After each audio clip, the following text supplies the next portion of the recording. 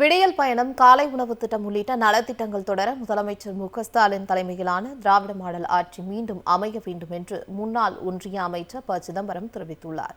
சிவகங்கை மாவட்டம் காரைக்குடி தொகுதியில் காங்கிரஸ் வேட்பாளர் மாங்குடியை ஆதரித்து ப. சிதம்பரம் பரப்புரை மேற்கொண்டார். காரைக்குடி அருகே உள்ள அரியக்குடி, இழுப்பக்குடி, அமராவதிபுதூர் ஆகிய பகுதிகளில் வாக்கு சேகரிப்பில் ஈடுபட்டார். அப்போது பேசிய ப. சிதம்பரம், 5 ஆண்டு கால திராவிட மாடல் அரசின் நலத்திட்டங்களை பட்டியலிட்டு பாராட்டு தெரிவித்தார். விடியல் பயணம், காலை உணவு திட்டம் உள்ளிட்ட நலத்திட்டங்கள் தொடர்வதற்கு முதலமைச்சர் மு.க.ஸ்டாலின் தலைமையிலான ஆட்சி மீண்டும் அமைய வேண்டும் என்றும் கூறினார். 100 நாள் வேலை திட்டத்தில் மகாத்மா காந்தியின் பெயரை நீக்கிய ஒன்றிய பாஜக அரசு அந்த திட்டத்தையே முடக்கிவிட்டது என்றும் ப. சிதம்பரம் குற்றம் சாட்டினார்.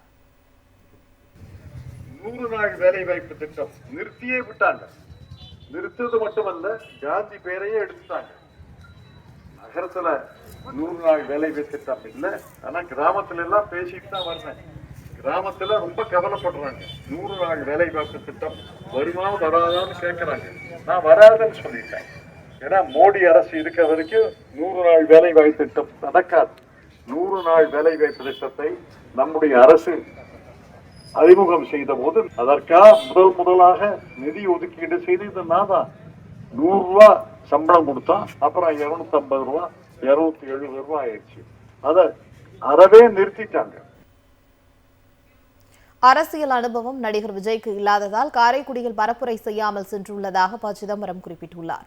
சினிமா போல அரசியலில் ரீடேக் செய்ய முடியாது என்று சுட்டிக்காட்டிய அவர், நடிகர் விஜய் திரைத்துறையில் கவனம் செலுத்துவதுதான் சிறப்பாக இருக்கும் என்றும் கூறினார். ஒரு கட்சியினுடைய தலைவர் எல்லா இடத்துலையும் வேட்பாளர் நிறுத்தி இருக்கிறாரு, தனியா நிற்கிறாரு. காரைக்குடி போன்ற மாநகரத்துக்கு வர்றாரு, பேசாமையே போறாருன்னா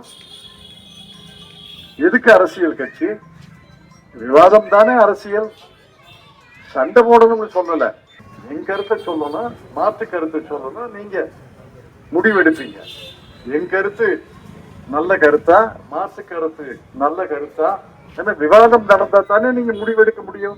விவாதமே நடக்காட்டி, பேசவே இல்லாட்டி, அவர் எழுதுறது கிடையாது, பேசுறது கிடையாது, பத்திரிகையாளர்களை சந்திக்கிறது கிடையாது.